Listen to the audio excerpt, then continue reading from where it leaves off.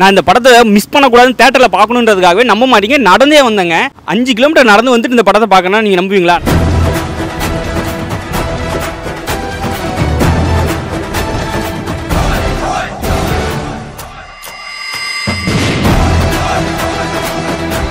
படம் வந்து அருமையாக இருந்தது. ஆனால் கம்மியான நபர்கள் தான் வந்திருக்காங்க. ஏன்னா நிறைய பேருக்கு புரியாததுக்கு காரணம் ஃபர்ஸ்ட் ஹாஃப் நிறைய பேர் பார்க்காம வந்துட்டு இது யார் இவன், என்ன இது, என்ன கட்சி அப்படின்னு இல்லை குழம்பி உட்காந்துருக்கானுங்க. நாங்கள் எங்கள் ஊர் தேட்டரில் 4 பேர் தான் இருந்தாங்க. 4 பேரும் தூங்கிட்டாங்க. அவங்க என்ன காரணம்னா, நிறைய இடங்கள் வந்து நம்ம எப்படி பழகிட்டோம்னா தமிழ்லே எல்லாத்துக்கும் இப்போ ஹிந்திக்காரன் இருந்தாலும் தமிழ்லே பேசுவான், வெள்ளைக்காரனாக இருந்தாலும் தமிழ்லே பேசுவான் அப்படின்னு செட் ஆனதால் இப்போ இதில் வந்து அவங்கவுங்க இங்கிலீஷு ஹிந்தி அப்படின்னு போட்டிருக்கிறதால அவங்களுக்கு புரியல, டக்குன்னு தூங்கிட்டாங்க. அதனால பிரச்சனை இங்கே ஓடாதது காரணம். மற்றபடி படம் பயங்கரமாக இருக்குது, பயங்கரமான அரசியல்லாம் பேசியிருக்கு. அதனால தான் அந்த சீன் தூக்க போகிறேன்னு சொல்லியிருக்காங்க. அதனால தான் நான் உடனே வந்து இந்த படத்தை பார்க்கணும்.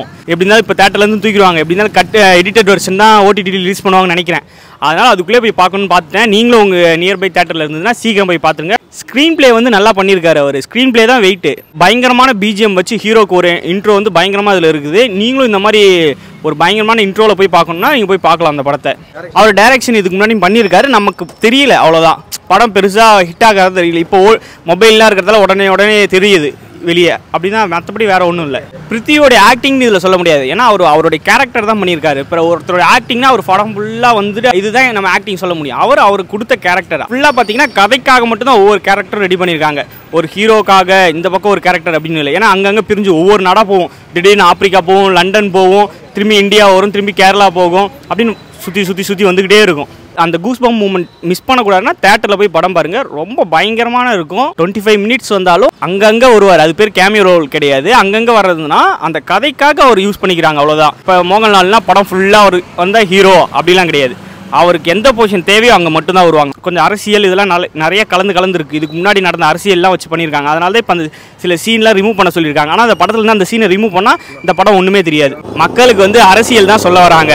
இதுக்கு முன்னாடி நடந்த அரசியல், மக்களை மதத்தை வச்சு எப்படி அரசியல் பண்ணுறாங்க கட்சியில் அப்படின்னு சொல்ல வராங்க. இல்லை மக்களுக்கு தேவையான கான்செப்ட்னா இங்கே இப்போதைக்கு மக்களுக்கு அந்தளவுக்கு புரியாதுன்னு வச்சுக்கோங்களேன். ரெண்டுத்துலேயும் ஒரே விஷயங்கள் தான் சொல்லியிருக்காங்க. ஆனால் லூசிஃபர் ஒன்று புரிஞ்ச அளவுக்கு இது நிறைய பேருக்கு புரியாததுக்கு காரணம்னா வேறு நாடுகளில் எடுத்திருக்காங்க. அதுதான் மெயின் காரணம். ஒரே மாதிரி வந்ததுன்னா நம்மளுக்கு ஓரளவு மக்களுக்கு புரிஞ்சிடும். ஆனால் வேறு திடீர்னு போயிட்டு வரதில்ல. ஆனால் எடிட்டிங் வைஸ் எல்லாமே பக்காவாக தான் இருக்குது. புரிதல் கொஞ்சம் வந்து நம்ம அந்த மாதிரி மூவிஸ்லாம் அதிகம் பார்க்கறதில்ல நம்ம மக்கள், அப்படின்றதால நம்மளுக்கு இதுவாக இருக்குது. அது ஓரளவு அது மாதிரி பார்த்து பழகினவங்களுக்கு எல்லாருக்கும் பக்கம் இருக்குது. ஏன்னா ஓரளவு ஸ்லோவாக போகும். உங்களுக்கே தெரியும் எப்படி போகும்னு, அதுக்கேற்ற மாதிரி போகும். மியூசிக் பயங்கரமாக இருந்தது மியூசிக்கு.